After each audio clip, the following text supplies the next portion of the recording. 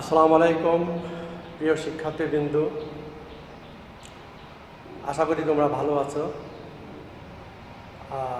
আমরা তো আজকে বেশ সংকটাপন্নর মধ্যে আছি, তারপরেও শিক্ষা ব্যবস্থা মোটামুটি বলা যায় স্থবিরতার মধ্যে আছে। এই শিক্ষা ব্যবস্থা স্থবিরতা কাটার জন্য বাগাদেপাড়া মহিলা কলেজ কর্তৃপক্ষ অনলাইনে ক্লাসের ব্যবস্থা করেছেন।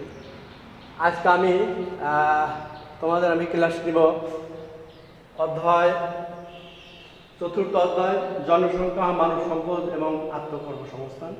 আমি প্রথমে কিছু জনসংখ্যা সম্পর্কে আলোকপাত করি।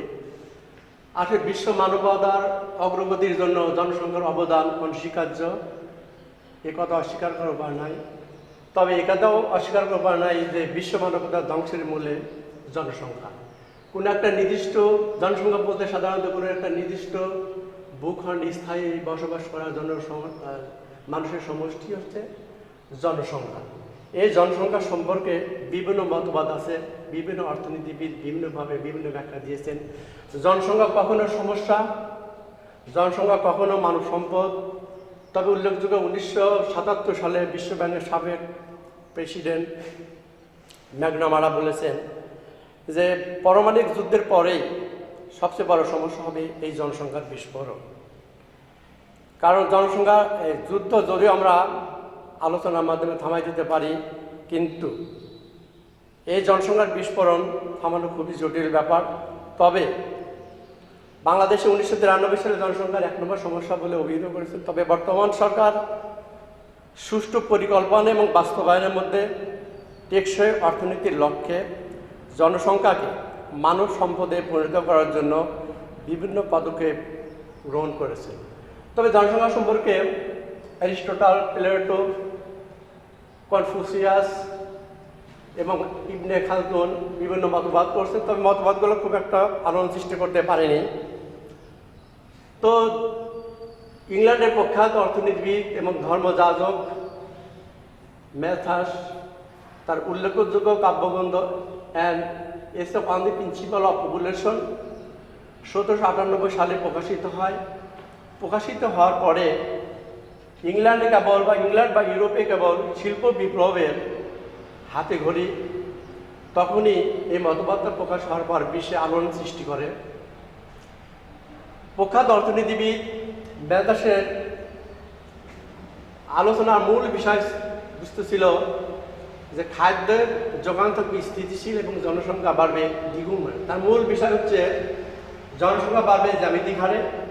আসলে জ্যামিতিক হার বলতে গুণন প্রক্রিয়া, যেমন 1, 2, 4, 8, 16 ইত্যাদিভাবে বাড়তে থাকবে। আর খাদ্যের পরিমাণটা বাড়বে গাণিতিক হারে, ক্রমানুক্রমে, অর্থাৎ যোগ প্রক্রিয়ায় 1, 2, 3, 4, 5, 6। যেহেতু জনসংখ্যা দ্বিগুণ হারে বৃদ্ধি পাবে এবং খাদ্য বৃদ্ধি পাবে অর্ধেক, এই কারণে এমন একটা সময় আসবে যখন জনাধিক্য ঘটবে। তবে ম্যাথাসের জনসংখ্যার মূলভূত শর্ত হচ্ছে খাদ্যের যোগান সীমাবদ্ধ, জমিতে ক্রমহ্রাসমান উৎপাদন বিধি কার্যকর এবং প্রযুক্তি স্থির। এটা জনসংখ্যার তুলনায় খাদ্যের উৎপাদন খুবই সীমিত। আমি এই জনসংখ্যার বৃদ্ধির হারকে একটা লেখচিত্রের মাধ্যমে প্রকাশ করতে পারি। জনসংখ্যার মতবাদের মূল বিষয়বস্তু হচ্ছে প্রতি 25 বছরে জনসংখ্যা হবে দ্বিগুণ। উল্লেখযোগ্য বাংলাদেশের 1971 সালে যুদ্ধের পর 1974 সালে যদি আমরা লক্ষ্য করি, বাংলাদেশের জনসংখ্যা ছিল 7 কোটি, কিন্তু বর্তমানে বাংলাদেশে প্রায় জনসংখ্যা 17 কোটি। তবে সরকারের বলিষ্ঠ পদক্ষেপের কারণে এই জনসংখ্যাকে আর সমস্যা না বলে আমরা মানব সম্পদে পরিণত করার জন্য সচেষ্ট হয়েছি, যা এই মহামারী ভাইরাসের এই সংকটটা পড়বে পূর্বে। তো আমরা যখন দেখব এই 25 বছর আমাদের জনসংখ্যা এবং খাদ্য সামগ্রী স্থিতিশীল ছিল, ভারসাম্য ছিল। এরপর আমরা পরের বছরে দেখবো, পরের 25 বছরে দেখবো জনসংখ্যা বৃদ্ধি পেয়েছে দ্বিগুণ এবং খাদ্য তার অর্ধেক। এরপর আমি দেখবো 75 বছরে জনসংখ্যা বৃদ্ধি পেয়েছে দ্বিগুণ এবং খাদ্য অর্ধেক। এইভাবে দেখবো 125 বছর বয়সে আমি দেখবো জনসংখ্যা বৃদ্ধি করেছে 16 গুণ এবং খাদ্য বৃদ্ধি পেয়েছে 5 গুণ। তো এই অবস্থা যখন চলতে থাকবে তখন জনাধিক্য ঘটবে। এই জনাধিক্য যখন ঘটবে তখন পৃথিবীতে দেখা যাবে বাংলাদেশের জনসংখ্যার তথ্য মোতাবেক মহামারী, দুর্ভিক্ষ, বন্যা এবং যুদ্ধ, ভূমিকম্প তীব্র সমস্যা লেগে থাকবে। তো ম্যালথার এখানে উল্লেখযোগ্য বিষয় হচ্ছে প্রতিরোধমূলক ব্যবস্থার কথা উনি বলেছেন, যেটা হচ্ছে প্রাকৃতিক নিরোধ এবং প্রতিরোধমূলক। প্রাকৃতিক নিরোধ বলতে বলছে যে বর্তমানে যে আমরা প্রেক্ষাপটে আমরা দেখি সারা বিশ্বে যে মহামারী, এই মহামারীর ফলে সারা বিশ্বের অর্থনীতিবিদ এখন নড়ে চড়ে বসেছে। একসময় ম্যালথাসের জনসংখ্যার তথ্যটিকে তারা মিথ্যা প্রবঞ্চক বলে কথা বললেও এই বিশ্বে মহামারী ভাইরাসের কারণে এখন ম্যালথাস এই জনসংখ্যার তথ্যকে অতি গুরুত্বপূর্ণ, অতি সভ্য করে চলছে। কারণ জনসংখ্যা যখন বৃদ্ধি পাবে তখন দেখা যাবে মহামারী সারা বিশ্বে তখন আনাচে কানাচে সারা বিশ্বে এখন তোলবার। সত্য কথা বলতে কি প্রকৃতির কাছে মানুষের আত্মহনন, প্রকৃতির কাছে মানুষ আত্মহনন করেছে, কারণ এখানে আর মানুষের কোনো কিছু করার নেই। এখন টোটাল প্রকৃতির উপর, কারণ বিশ্ব ব্যাংকের প্রেসিডেন্ট বলেন আর জাতিসংঘের মহাসচিব যাইবা বলেন, তার এখন সিদ্ধান্ত, তাদের একটা মতবাদ যে বাংলাদেশে সারা বিশ্বে প্রায় 10 কোটি মানুষ অনাহারে ভুগবে। আমরা জানি এই মহামারী হওয়ার ফলে আমরা দেখব দুর্ভিক্ষের ইতিহাস আমরা জানি। বাংলাদেশে 1770 সালে, 1943 সালে এবং বিশ্বে আমরা জানি মোজাম্বিক, সোমালিয়া, ইথিওপিয়া বিভিন্ন জায়গায় মানুষ অনাহারে ভুগছে। এর মধ্যে বাংলাদেশেও 1970 সালে 76 মন্বন্তর বলা হয়, সেখানে বাংলাদেশে প্রচুর লোক কিন্তু না খেয়ে মারা গেছে। এরপর আমরা বর্তমানে যে অবস্থা দেখছি সেটা হচ্ছে মোজাম্বিকে, ইথিওপিয়ায়, এখানে দেখছি মানুষ অনাহারে না খেয়ে না দিয়ে অনেক লোক মারা যাচ্ছে। এরপরে হচ্ছে সেই মহামারী। এরপর আমরা দেখব এই মহামারীর কারণেই কিন্তু এই দুর্ভিক্ষ, আসলে এই দুর্ভিক্ষের স্থায়িত্ব কত হবে এটা একমাত্র সৃষ্টিকর্তা ছাড়া কেউ জানা নাই। এরপর আমরা দেখব যুদ্ধ বিগ্রহ। এটা হচ্ছে অর্থনীতি এমন একটা বিষয় যে বিষয়টা হচ্ছে বর্তমান সময় হিসেবে অত্যন্ত তাৎপর্যপূর্ণ। আমরা যুদ্ধ বিগ্রহ বিষয়ের দিকে যদি আমি তাকাই, আমরা দেখব আফগানিস্তানের যুদ্ধ, আফগানিস্তান, জাপান, চীন এবং ভারতের যে যুদ্ধের ডামাডোল, এবার মধ্যপ্রাচ্যের প্রত্যেকটা দেশের যুদ্ধ, অনাহারে মানুষ। সিরিয়ার যে যুদ্ধের কথা আমরা চিন্তা করি, সিরিয়া অনেক ছেলেমেয়ে আজকে না খেয়ে মারা যাচ্ছে, তাদের খাদ্য সামগ্রী কিছু নেই। আর আফ্রিকার অনেক দেশে গৃহযুদ্ধ লেগে গেছে। এটা কিন্তু ম্যালথাসের জনসংখ্যার তত্ত্বকে আর করা যাচ্ছে না। এরপর আমরা দেখব বর্তমানে বাংলাদেশের সবচেয়ে আলোচিত বিষয় হচ্ছে বন্যা। আমরা যদি এই বন্যার অবস্থা যদি বাংলাদেশে দেখি তাহলে আমি বলবো 1988 সালের ঘটনা।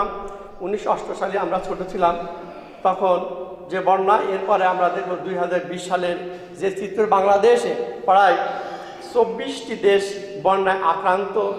কি বিভীষিকাময় অবস্থা! আমরা যদি যমুনা নদীর ভাঙ্গন দেখি, আমরা পদ্মা নদীর ভাঙ্গন দেখি, তার আমার মনে করো বাংলাদেশের কি অবস্থা। এছাড়া আমরা দেখব চীনের যে অবস্থা দেখবো, যে চীনের অর্থনীতি, চীনের ইতিহাস যদি গবেষণা করে দেখা যায় 70 বছর বয়সে, 70 বছরে কোনো যে বন্যার যে ভয়াবহতা, এবার তার দেখে এর ফলে কি হবে, মানুষ না খেয়ে মারা যাবে এবং সারা বিশ্বের অর্থনীতি স্থবির হয়ে যাবে এবং কমপক্ষে 50 বছর বিশ্ব পিছিয়ে যাবে। এভাবে জনাধিকার ঘটলে আমরা দেখি যে এই সমস্যাগুলো হবে। এরপর আমরা দেখব যে প্রতিরোধমূলক ব্যবস্থা। ম্যালথাসের যে অর্থনৈতিক তথ্য, এই তথ্য নিজেই প্রাকৃতিক নিরোধকে তিনি নৈরাশ্যজনক, হতাশাজনক, দুঃখজনক এবং বিভিন্ন কথা বলেছেন। এই কারণে উনি প্রতিরোধমূলক ব্যবস্থার কথায় উনি বেশি গুরুত্ব আরোপ করেছেন।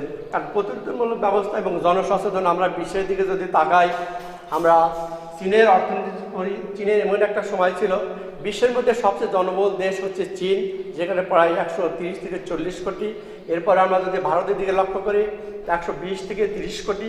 চীনের এই জনসংখ্যাকে মানব সম্পদে পরিণত করে এবং সারা বিশ্বে চীনের পণ্য সামগ্রী উৎপাদিত, যা বিশ্ব বাণিজ্য দখলের পায়তারা করছে। এই প্রতিরোধমূলক ব্যবস্থা চীনের এক সময় ছিল এক সন্তান নীতি।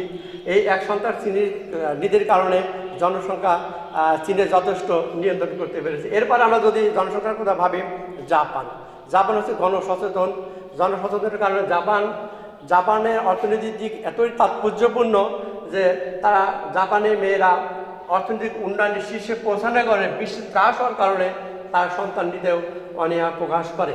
এরপরে ম্যালথাসের জনসংখ্যার তথ্যে আমরা ম্যালথাসি একটা চক্র আমরা পড়াবো। প্রিয় ছাত্রছাত্রীর বিন্দু, তোমরা হয়তো চক্রটা দেখতে পাচ্ছ।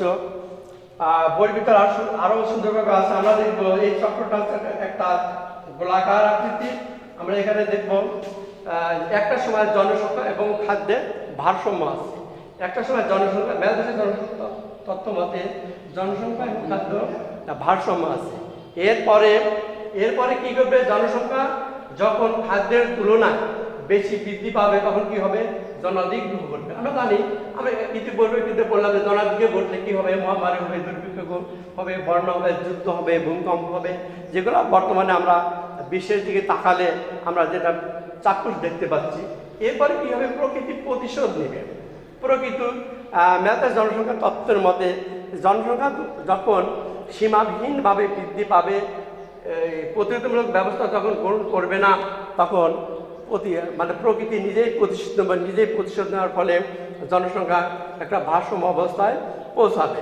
এটা হচ্ছে জনসংখ্যা, ম্যালথাসের জনসংখ্যা তত্ত্বের মূল বিষয়বস্তু। তবে ম্যালথাস বারবার এক কথা বলেছেন যে আসলে প্রাকৃতিক অবস্থা অত্যন্ত ভয়ঙ্কর, অত্যন্ত জটিল অবস্থা। এই জন্য প্রতিরোধমূলক ব্যবস্থার উপর বেশি গুরুত্ব আরোপ করেছেন। তবে এরপরে আমরা দেখব যে সমালোচনার দিকে, আমাদের সমালোচনার দিকে যদি যাই, বিশ্বের প্রখ্যাত অর্থনীতিবিদ যখন ম্যালথাস যে জনসংখ্যার তথ্যটি and is on the picture of population প্রকাশ পায়, তখন ইংল্যান্ডে কেবল 1750 সালের দিকে টোটাল ইউরোপে শিল্প বিপ্লবের কেবল পদচারণা শুরু হয়। আর মাঝখানে এই তথ্যটি প্রকাশ হয় ইউরোপে যখন শিল্প বিপ্লবের ঘটনা ঘটে, তখন সারা ইউরোপ অর্থনৈতিক চাঙ্গা হয়ে থাকে। অর্থনৈতিক চাঙ্গা হওয়ার ফলে তারা সারা বিশ্বকে অর্থনৈতিক দিক দিয়ে বিভিন্ন পণ্য সামগ্রী উৎপাদন করে বিশ্বের বিভিন্ন দেশে তারা বিক্রি করতে শুরু করে। তখন ইউরোপ একটা চাঙ্গা অবস্থায় চলে আসে। এই কারণেই ইউরোপের অর্থনীতিবিদ বা বিশ্বের অর্থনীতিবিদ ম্যালথাসের জনসংখ্যার তত্ত্বকে খুব একটা গুরুত্ব দেয়নি। এখন যদি আমরা সমালোচনা করি, অর্থনীতি এমন একটা বিষয় যে তথ্যই দিক না, কিন্তু তার বিপরীত সমালোচনা কিন্তু অবশ্যই হবে। তো ম্যালথাসের বেলাতেও হয়েছে। প্রথম কথা হচ্ছে ম্যালথাসের জনসংখ্যা তত্ত্বের প্রথম কথা ঐতিহাসিক ভবিষ্যৎবাণীটা মিথ্যা প্রমাণিত করেছে। কেন করেছে? ম্যালথাস বলেছে জনসংখ্যা খাদ্যের তুলনায় দ্বিগুণ বৃদ্ধি পাবে। যখন ইউরোপে শিল্প বিপ্লব ঘটলো, তখন ইউরোপে তো শিল্প কারখানা জয়জয়কার শুরু হলো, তখন তো আর মানুষের খাদ্যের কোনো সমস্যা হয়নি। আর সবচেয়ে বড় ব্যাপার হচ্ছে ইউরোপের শীত প্রধান পৃথিবীর প্রত্যেকটা দেশেই যে জনসংখ্যা একই হারে বৃদ্ধি পাবে এমন কোনো কথা নাই। কারণ আমরা বিশ্বের এমন কিছু দেশ দেখতে পাই যেখানে জনসংখ্যার বৃদ্ধির হার মাইনাস। বিশেষ করে ইউরোপে যদি আমরা তাকাই, ফ্রান্স, ইতালি আর কিছু দেশ আমরা যদি তাকাই, বিশেষ করে আমরা আইসল্যান্ড, স্কটল্যান্ড, এসব দিকে জনসংখ্যা প্রতি বর্গ কিলোমিটার জনসংখ্যা বাস করে 1.2। সেখানে বাংলাদেশের মতো দেশে জনসংখ্যা প্রতি বর্গ কিলোমিটারে বসবাস করে প্রায় 1100। এই জন্য ম্যালথাসের জনসংখ্যার তথ্য সারা বিশ্বের প্রত্যেকটা দেশেই যে কার্যকর হবে এটা কিন্তু তেমন নয়।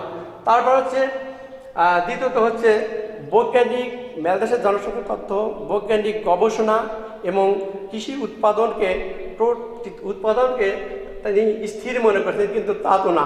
কারণ আমরা দেখেছি 1970-এর দশকে আমার বাংলাদেশের প্রেক্ষাপটে আমরা যখন বই পড়ি, 1970-75 দশকে দেখি আমার বাংলাদেশের মানুষ ছিল মাত্র 7 কোটি। তখন কিন্তু মানুষ অনাহারে জীবনযাপন করতো। প্রতি বিঘা জমিতে আমরা দেখছি 2 মণ 3 মণ হারে ধান উৎপাদন হতো। কিন্তু এই কৃষি গবেষণা, এই কৃষি জয়জয়কার এবং টেকসই অর্থনীতির জন্য বাংলাদেশ সরকারের যে বলিষ্ঠ পদক্ষেপ, এখানে আমরা দেখব যে প্রতি বিঘা জমিতে 30 থেকে 40 মণ হারে ধান উৎপাদন হয়। এবং সবচেয়ে মজার ব্যাপার হচ্ছে, আগে শুধু এক ফসলি বা 2টা ফসল উৎপাদন হতো, কিন্তু আমরা দেখি যে এখন কৃষির বহুমুখীকরণ, কারণ একই জমিতে বিভিন্ন ধরনের ফসল উৎপাদন করে। আর সবচেয়ে বিশ্বের মধ্যে রোল মডেল হচ্ছে চীন। খাদ্য কৃষিতে খুবই সংস্কৃত থাইল্যান্ড। সেখানে আমরা বলতে পারি যে ম্যালথাসের ভবিষ্যৎবাণী পুরোপুরি মিথ্যে, এই জন্য উনি কিন্তু কৃষির অবস্থাকে উনি গুরুত্ব দেননি। এরপর আমরা দেখব ম্যালথাসের জনসংখ্যার তত্ত্বে কিন্তু এখানে বলেছে জ্যামিতিক হার। আমরা জানি জ্যামিতিক হার হচ্ছে গুণক প্রক্রিয়া। উনি বলছে জনসংখ্যা সবসময় দ্বিগুণ হারে বৃদ্ধি পায়, কিন্তু এটা সবসময় সত্য নয়। কারণ ইউরোপের যে দেশগুলো আছে সেখানে জনসংখ্যা বৃদ্ধির হার মাইনাস, আর আমাদের মতো দেশে যেখানে জনসংখ্যার প্রবৃদ্ধির হার ছিল 1.84, সেখানে বাংলাদেশের জনসংখ্যার প্রবৃদ্ধির হার এখন বৃদ্ধির হার হচ্ছে 1.43। তাহলে এখানে আমার প্রমাণিত হয় যে জনসংখ্যা সবসময় যে দ্বিগুণ হারে বৃদ্ধি পাবে তেমন কিন্তু ঠিক না। প্রিয় শিক্ষার্থী, আমরা এরপরে দেখবো যে গাণিতিক হার। গাণিতিক হার ম্যালথাস খুব চমৎকারভাবে ব্যাখ্যা করেছেন যে আসলে খাদ্য সামগ্রী বৃদ্ধি পাবে গাণিতিক হারে, অর্থাৎ খুব অল্প হারে বৃদ্ধি পাবে, কিন্তু আসলে এ ঘটনা সত্য নয়। কারণ বাংলাদেশের প্রেক্ষাপটে, যদি আমরা বাংলাদেশের প্রেক্ষাপট নিয়ে আমরা আলোচনা করবো, এই কারণে বাংলাদেশ একটা জনবহুল দেশ। যেহেতু 1993 সালে বাংলাদেশের জনসংখ্যা 1 নম্বর সমস্যা জনসংখ্যা, এই নিয়ে অনেক বিতর্ক আছে। তাহলে আমরা বাংলাদেশের দিকে যদি তাকাই, যেহেতু 1973-74 সালে বা যুদ্ধের পরে হোক বা 76 সালে যখন বাংলাদেশের মানুষ 7 কোটি ছিল, তখন কিন্তু মানুষের জীবনযাপন ছিল খুবই, তখন মাথা পিছু আয় ছিল $400। সেখানে কিন্তু বাংলাদেশের বর্তমানে মাথা পিছু আয় হচ্ছে $1600। তাহলে আমরা নির্দ্বিধায় বলতে পারি যে ম্যালথাসের জনসংখ্যা তত্ত্ব অবশ্যই অযৌক্তিক ছিল। এই কারণে অযৌক্তিক ছিল যে উনি খাদ্য উৎপাদনে গাণিতিক হার দিয়ে এটা ভুল প্রমাণিত করা হয়েছে। কারণ আমরা জানি এমন একটা সময় ছিল বাংলাদেশের মানুষের জীবনযাত্রা এবং গড় আয়ু উভয়ই কম ছিল, চিকিৎসা ব্যবস্থা ছিল ত্রুটি, চিকিৎসা ব্যবস্থা ছিল, কিন্তু বাংলাদেশে এখন গড় আয়ু বেশি, জীবনযাত্রার মান অনেক উন্নত না হলেও আগের তুলনায় অনেকটা ভালো। এরপর আমরা দেখব ম্যালথাস উনি বলছেন যে একটা শিশু যখন জন্মগ্রহণ করবে, আসলে একটা শিশু যখন, প্রিয় শিক্ষার্থী, আমরা যখন একটা শিশুকে জন্মগ্রহণ করা দেখি, সে কিন্তু চিৎকার করে কান্না করে। এখানে আমাদের কিন্তু একটা উপলব্ধি আছে, একটা শিশু জন্মগ্রহণ করার পর কিন্তু কান্না করে। কেন সে কান্না করে? কান্না করার অর্থ হচ্ছে শিশুর মুখে কিছু খাদ্য দিতে হবে।